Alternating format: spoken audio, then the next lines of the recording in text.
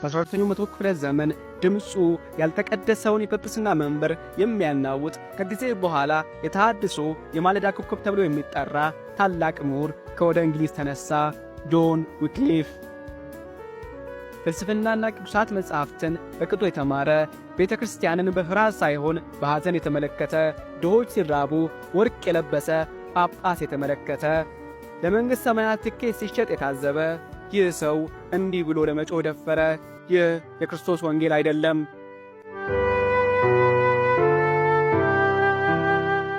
ዊክሊፍ በዘመኑ የነበሩትን ታላላቅ ትምህርቶችን ተቃውሞ ለመቆም ደፈረ። ህብስትና ወይን ጠጁ በትራንስubstantiation የክርስቶስ ሥጋና ደም ይሆናሉ የሚለውን ትምህርት ከቅዱሳት መጻሕፍት ጋር የሚቃረን መሆኑን በመግለጽ የካቶሊክን የመካከለኛውን ዘመን እንግዳ ትምህርት ተቃርኖ ቆመ። የጵጵስናው ብልጥግና የቀሳውስትን ሙስና ወገዘ። ዊክሊፍ ለዘላለም በሮም ዓመፀኞች እንደ መናፍቅ ያስፈረጀው ትልቁ ሥራው ግን መጽሐፍ ቅዱስን ለተራ ሰዎች መልሶ መስጠቱ ነበረ። ለብዙ መቶ ዓመታት የእግዚአብሔር ቃል በላቲን ታስሮ በካህናት ብቻ ይነበብ፣ በካህናት ብቻ ይተረጎም ነበረ። ዊክሊፍና ተከታዮቹ ግን የእግዚአብሔርን ቃል ወደ እንግሊዝኛ ተርጉመውታል። ከዚህ የተነሣ አራሽ ገበሬዎች ሆኑ ከማድ ቤት ያሉ እናቶች የክርስቶስን ቃል ለራሳቸው ማንበብ ይችላሉ።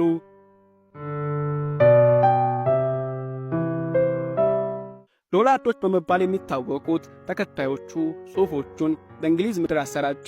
ተሐድሶንና የቅዱሳት መጻሕፍትን ሥልጣን በደንገዝግዝ ለሚኖረው አውሮፓ ሹካሉ። ቤተ ክርስቲያኑ የሮማ ካቶሊክም ከዚህ ቀደም እንዳደረገችው ሁሉ ፈጣን መልሶ ማጥቃት ጀመረች። ዊክሊፍ በፖፕ ግሪጎሪ 11ኛ መናፍቅ ተብሎ ተወገዘ። ዊክሊፍ ከካቶሊክ ቅጣት በፊት በ1384 ቢሞትም ካቶሊክ ግን እንዳመሏ አስክሬኑንም ቢሆን መተው አልወደደችም። እንደ አውሮፓውያን አቆጣጠር በ1415 የኮንስታንስ ሲኖዶስ ጽሑፎቹ እንዲቃጠሉ አዘዘ። እናም አጥንቶቹ እንዲቆፈሩ ከዛም እንዲቃጠሉ እንዲደጉና ወደ ስዊስ ወንዝ እንዲጨመሩ አወጀ። ሮም ወደ እግዚአብሔር ቃል እንድትመለስ ደጋግሞ የሚጣራውን የእግዚአብሔርን ድምፅ ለመስማት ፈቃደኛ አልሆነችም። የሚቃወሟትን ሁሉ አሳዳ ትገላለች፣ ይዛ ታቃጥላለች። በፕራግ እምብርት በ15ኛው መቶ ክፍለ ዘመን አጥቢያ አንድ አንደበተ ርቱዕ እርጋታ የተሞላ ሰባኪ ከሮም ክርስቲያኖች መሃል ተነሳ። ካህን፣ ምሁርና የግዙፍ ዩኒቨርሲቲ አስተዳዳሪ ነበረ። ጆን ሁስ በጆን ዊክሊፍ ጽሑፎች ተመስጦ ቤተ ክርስቲያኑ በሙስና ስትሰምጥ እረኞች ተኩላ ሲሆኑ ተመልክቶ እውነትን ለመናገርና ለመቃወም ደፈረ። ሁስ ከቤተልሔም ጸሎት ቤት ቆሞ ድሆችን የሚዘርፉና በክርስቶስ ምሕረት ላይ የሚያፌዙ ውሸታም እረኞችን በመቃወም የካቶሊክ ጳጳሳት ካርዲናሎች ላይ እያተመተመ ያለውን የእግዚአብሔርን የቁጣውን ነጎድጓድ አንጎዳጎደ። የጳጳሳትን ስግብግብነት፣ የኤጲስቆጶሳትን ትዕቢት ተናግሮ ቤተ ክርስቲያን ራሷ ወደ ክርስቶስ መመለስ አለባት ብሎ የተሐድሶን አዋጅ አወጀ። የእግዚአብሔር ሕዝብ እጅግ ወደደው። ነገር ግን ቤተ ክርስቲያኑ አደገኛ ብላ ፈረጀችው። በ1411 ርዕሰ ሊቃነ ጳጳሳት ዮሐንስ 12ኛ ጆን ሁስ ለማንም ሰው እንዳይሰብክ በመከልከል ከክህነት አስወገደው። ሆኖም ሁስ ዝም አላለም። የእሱ ስብከቶች በጀርመኗ ፕራግ ምድር እያስተጋቡ ልብን እየቀሰቀሱ የእግዚአብሔርን ሕዝብ ሊመጣ ላለው ታላቅ ተሐድሷዊ ዝናብ ያዘጋጁት ነበረ።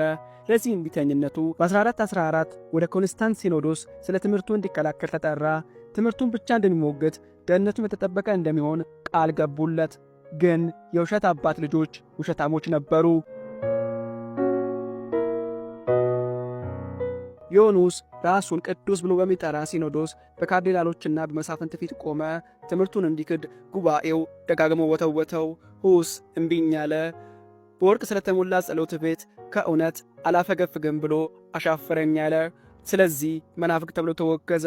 ዮን ሁስ የክህነት ልብሱ ወልቆ የተሳለቁበት ለወታደሮች ክንድ ተላልፎ ተሰጠ።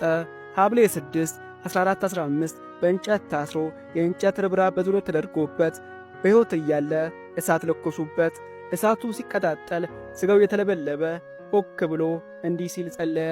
ጌታ ኢየሱስ ክርስቶስ ሆይ ይህንን የጭካኔ ሞት በትዕግሥት የምታገሰው ስለ ወንጌል ነው። ለጠላቶቼ ምሕረት እንድታደርግ እለምንሃለሁ። አዎ በመስቀል ላይ ሲሞት የሚያደርጉትን አያውቁምና ይቅር በላቸው እንዳለው እንደ ጌታው በድንጋይ ወግረው ሲገሉት ስለ ጠላቶቹ እንደማለደው እንደ ሊቀ ዲያቆናት ቅዱስ እስጢፋኖስ ሁሉ ለጠላቶቹ እየማለደ በእሳት ተቃጥሎ ነፍሱን አሳልፎ ሰጠ። ኢየሩሳሌም ኢየሩሳሌም ሆይ ነቢያትን የምትገድል ወደ እርሷ የተላኩትን የምትወግር ዶሮ ጫጩቶቿን ከክንፎቿ በታች እንደምትሰበስብ ልጆችሽን የሰበስብ ዘንድ ስንት ጊዜ ወደድሁ አልወደዳችሁም ተብሎ እንደተጻፈ ሮም ይህ እኮ መጽሐፍ ቅዱሳዊ አይደለም፣ ንስሐ ግቢ ያሏትን ሁሉ እንጨት በልጣ የምታቃጥል ደጋግሞ ለሚመጣላት የንስሐ ጥሪ አሻፈረኝ ብላ በግልሙትና የምትቀጥል ሆነች። የተሐድሶ ፀሐይ ግን ከሩቅ ሲወጣ ወገግታው ይታያል።